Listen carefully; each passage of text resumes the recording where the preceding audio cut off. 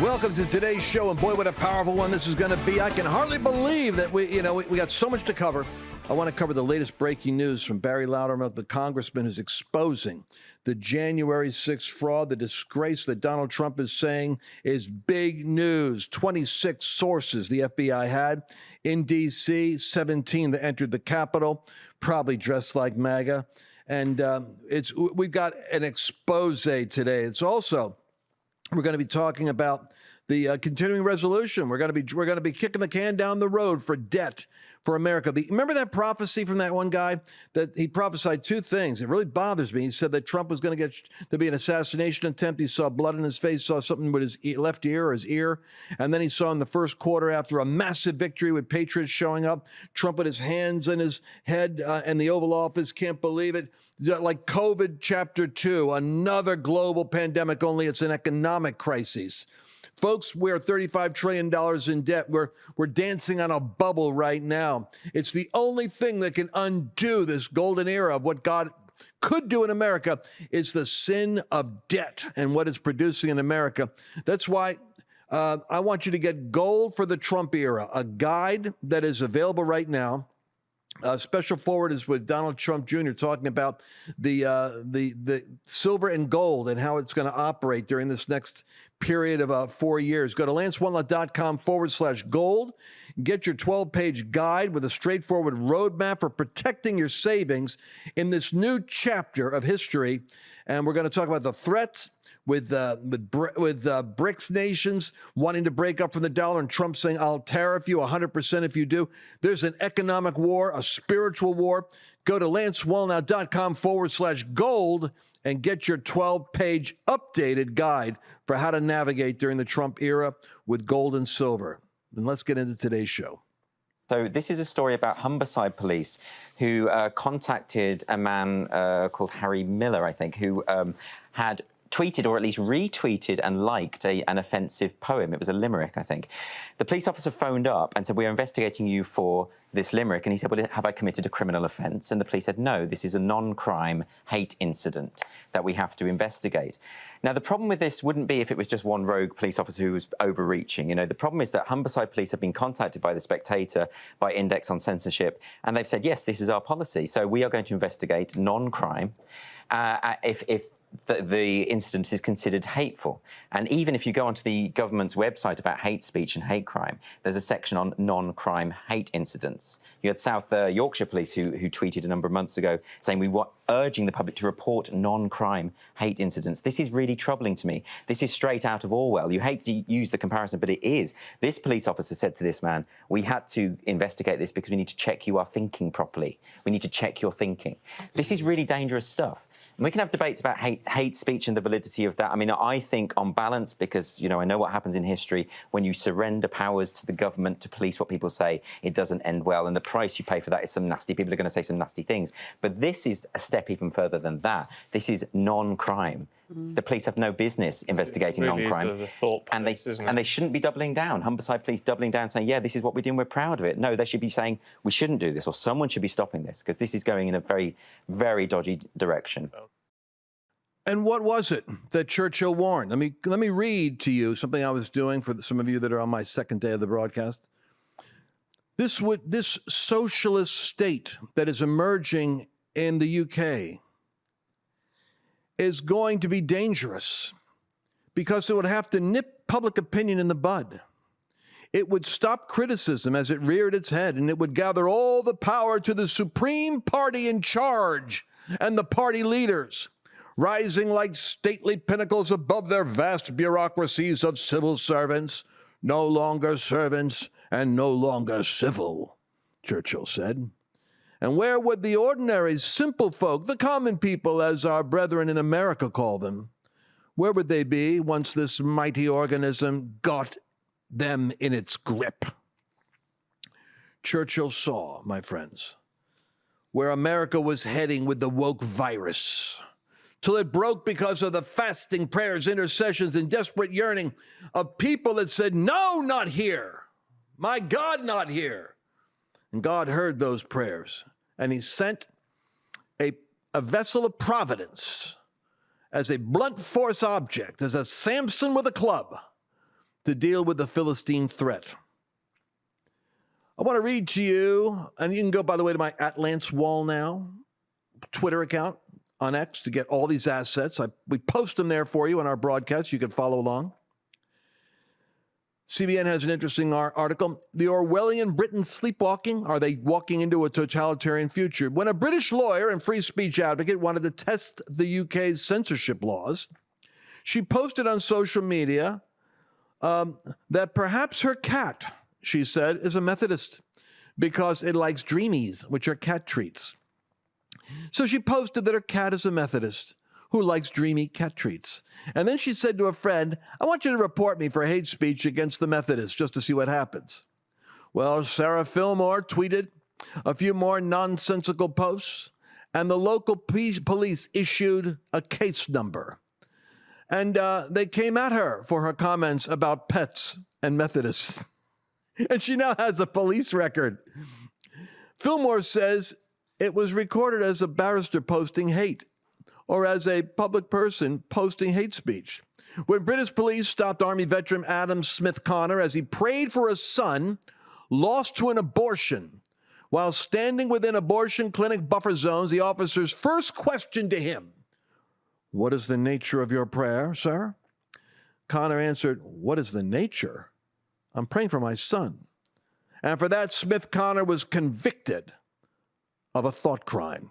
You were thinking the wrong thought when you prayed. Are you guys following me? Dr. Kelvin Wright, also a British Army veteran, saw his military career effectively ruined after being put through an Army disciplinary process for sharing a social media post in favor of women's rights that offended a transgender British officer.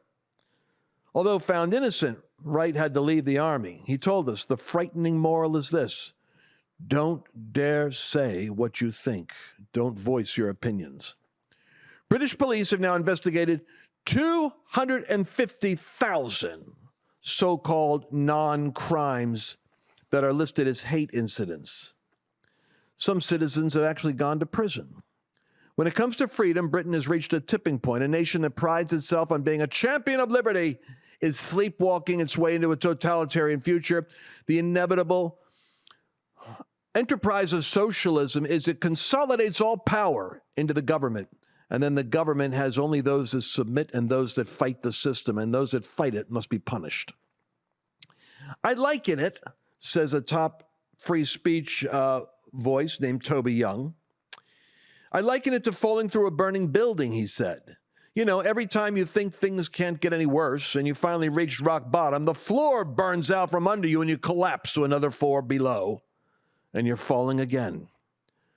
Some, like the London Telegraph columnist Alison Pearson, have been investigated for social media posts a year or more old. Toby Young calls it offense archaeology. They go back into the archives of things you said earlier that right now are politically incorrect. Do you hear what I'm saying, folks? Offense archaeology. I'm seeing that in the church a lot. Going back 10, 20, 30 years, finding the offense and then trying you for it now. Miller, a former police officer, started the group after facing charges of what police labeled transphobic hate speech. Miller told CBN the police have to be very careful about their opinions and what they express, or they can find themselves at the wrong end themselves of a non-hate crime incident. They might be, even as police, written up for a disciplinary proceeding. They could potentially be thrown out of the police force. They have to enforce the laws.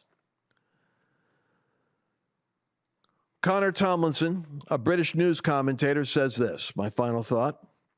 We don't have free speech in this country anymore, Tomlinson said.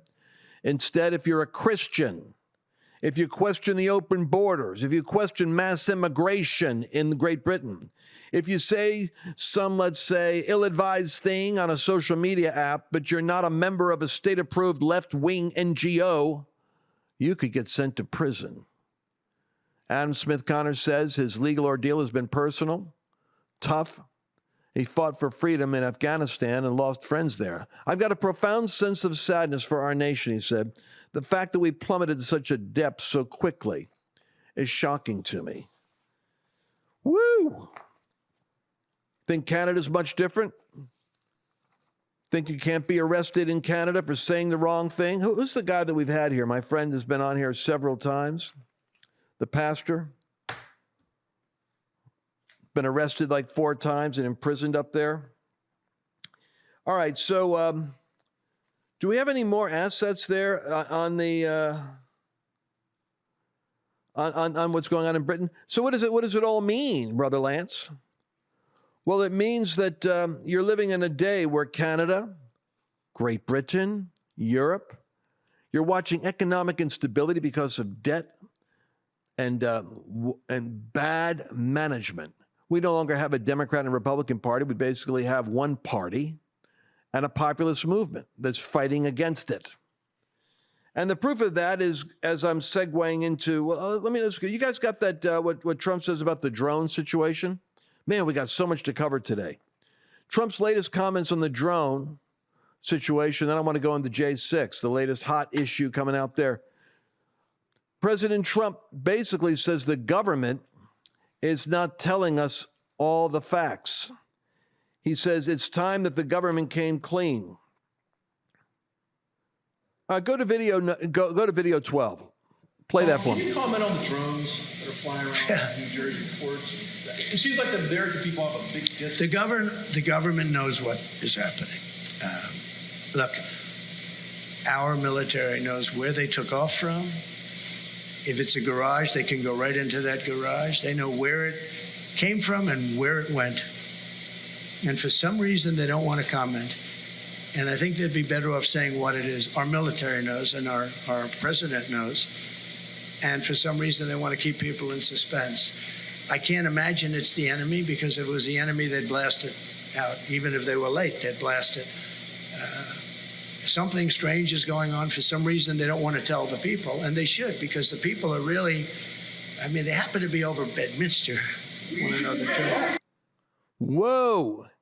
Why is the president-elect not being properly briefed? Or maybe he's been briefed, and he's saying, I'm not in power yet. I can't speak for the Biden administration until January 20th, when I get to make the decisions. But here's what he's saying.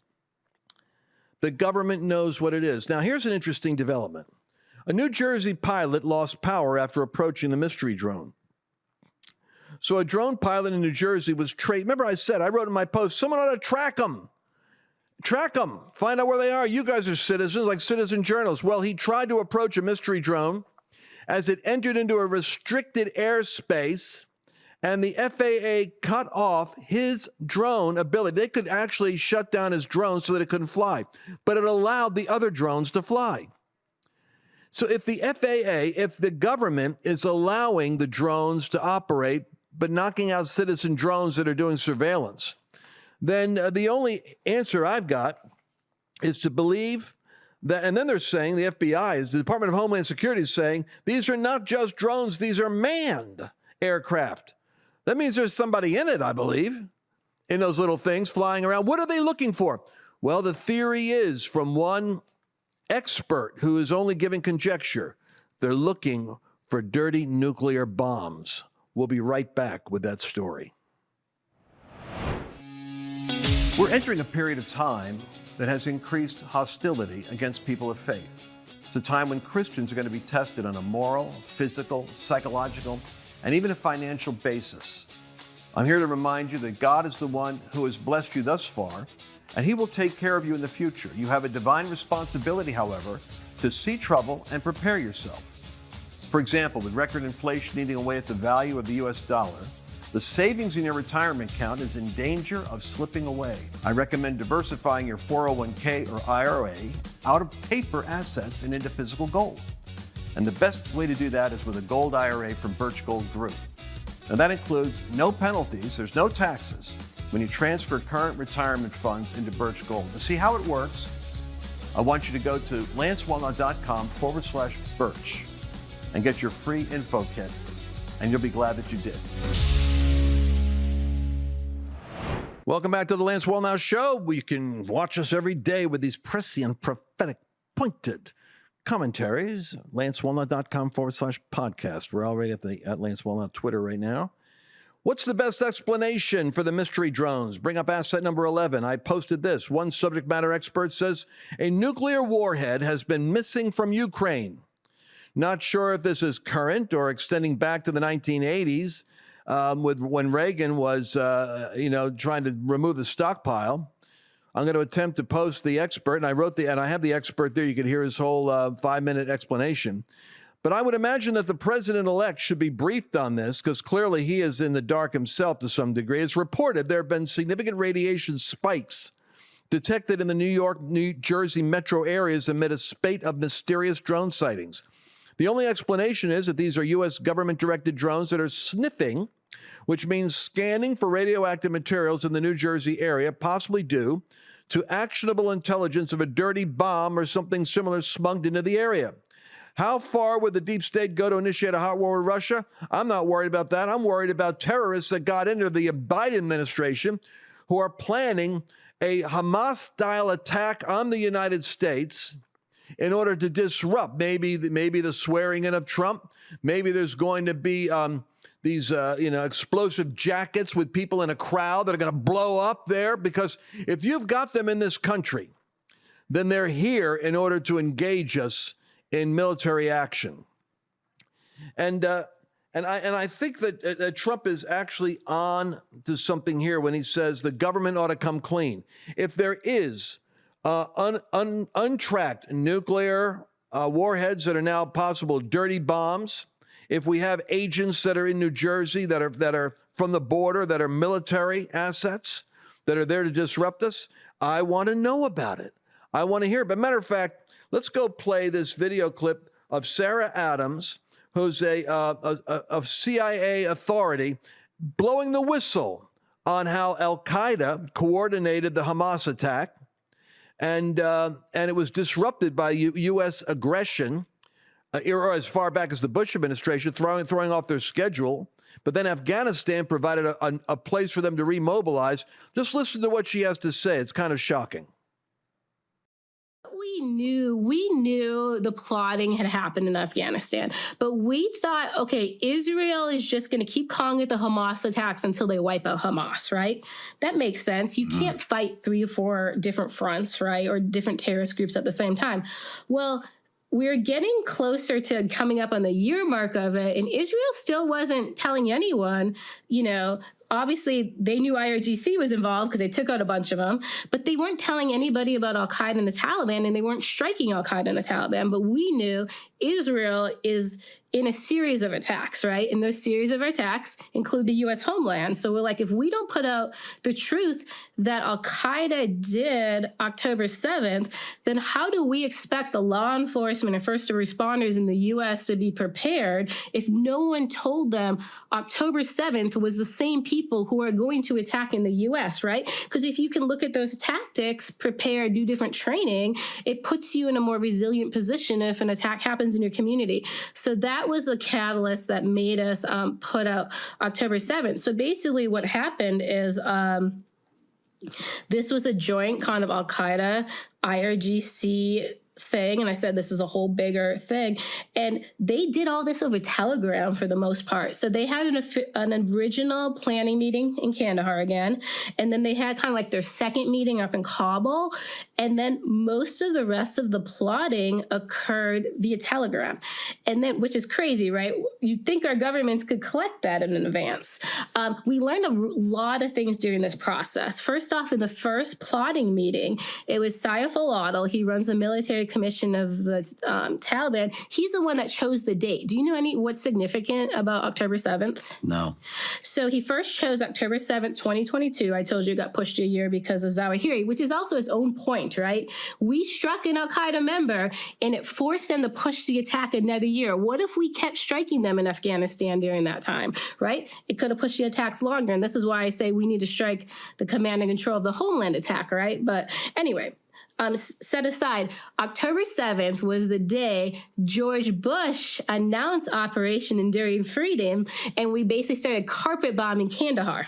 But he understands the October 7th attacks actually have a connection to Afghanistan to begin with, and the date was chosen to do with Afghanistan. So everybody who's like, why do we care about Israel? Why is that our problem? It's like, that's just the first in a series. It's coming for us. That's like the test run. Did you?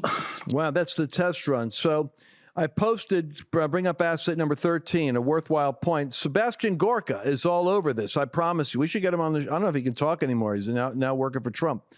How many terrorists are among them on the Sean Ryan show? We have Sarah Adams, a former CIA targeting officer, author of the book Benghazi, Know Thy Enemy. She says there's thousands of terrorists trained and ready for an October 7th style attack in America. Churches need to be armed with security and should be training in emergency. So I posted that episode, the entire episode for you, the episode with Sean Ryan, so you can get a hold of it. But my point here is I think we have one more interview. We only have 5 minutes, but I got to play the second part because of the exploding vests. This is what bothers me. These people are suicide-oriented, and they're here on this mission. That's why I don't think there's going to be any mass protest the left is going to be able to organize. Once America gets hit like this, I think there's going to be a furious resolve to find out who got into America and what are they doing here. Go ahead and play the next segment. We have not had a man walk up to a building with a suicide vest on the United States. Americans don't understand this. Al-Qaeda knows this, right? So this is new and innovative, especially now. You don't have to walk upside of the building. You can walk in the building because of the advancement of the vest. The other thing is, in the United States, we haven't had Fideian attackers. So the concept is the terrorist fights to the death. So he's not exactly a suicide bomber, but he will fight till either all of us are dead or all of his people are dead. We think it's going to be a swarming attack, right? Multiple different attacks at one time across multiple cities. We think there will be suicide bombers just because some of the attackers went through suicide bomber training and they have these vests. And then we think there's these Fideian attackers who will carry on until they're killed. You just rephrase that. So these guys are trained and they are going to fight until they're killed. Yes, and that matters, right? So I was watching this video and it was a suicide bombing in Kabul years ago. The bomber blew up and then everyone starts moving in. The first responders move in, right? And then another guy walks in and blows up. We know this is a tactic. But if Americans don't understand this as a tactic and don't understand these attackers are going to fight to the death, think about that. Battle's going on. The attacker surrenders. He might have the suicide vest. You know, we let our guard down. That man came to die, right? He's going to fight till he dies or you die. So we can't let our guards down, and they know our weakness. So we have to be very careful that we don't have more people die in these second and third order effects of not knowing their intent. So doesn't that warm the cockles of your heart as you go into the holiday season? You know, when I'm with Mike Flynn, it's kind of funny. General Flynn, he's so wired for threat assessment. Every conversation is about the threats, but that's the way he's wired. And I don't want to be like that. I don't want to be one of those people. But, you know, if you're going to be a watchman on the wall, if you're going to be someone who takes prayer seriously, and I believe many of you that listen to these programs, you really do take this stuff seriously. You do the work of reformation out there. You're also willing to pray and do the spiritual work too. You need to know we're in a moment of profound revolution right now. But I think if anything like that ever happens, Trump will have no problem with his deportation agenda. I think that all this stuff is going to work out. I'm telling you, it's all going to work out. Take a look at asset number 10. Wow, Trump says this is big news. What a disgrace. Let the J6 hostages out now. What's he talking about? Oh, the FBI lied to you. Did you know that? They had 26 sources in D.C. on January 6th. 17 entered the Capitol grounds. They were no doubt dressed as MAGA people wandering around with permission. What was their role in helping to facilitate the events that took place on that day? You better believe that's going to be a hot topic. Chairman Loudermilk, Barry Loudermilk of Georgia, released his January 6th report. Now, he's the one Republican, a believer, by the way, conservative in Georgia, who's been doing the research on the January 6th lies. He was tasked with the work of doing the honest investigation. He says, number one, Liz Cheney colluded with Cassidy Hutchinson. That's the chick that went up there and said that as a criminal witness, saying that Trump grabbed hold of the Secret Service vehicle, that he fought with the driver, that he dismantled him, and he tried to steer the vehicle into leading the attack against the Capitol. She falsely claimed that Trump drafted a handwritten note on January 6th. She basically, and this is Liz Cheney, colluded with a lying witness in order to create lying evidence against President Trump to lock up and justify the locking up of January 6 people. This is why you're reading all these tweets about she might get a pardon from Biden. Why? Because of her role. January 6th Select Committee was improperly constituted. It lacked the authority, but it sent Navarro and Bannon to prison. They deleted volumes of records and tapes that showed data and evidence as contrary to what they knew to be a fact. They intentionally delayed the D.C. National Guard's response. They published a flawed report. That's the Department of Defense Inspector General.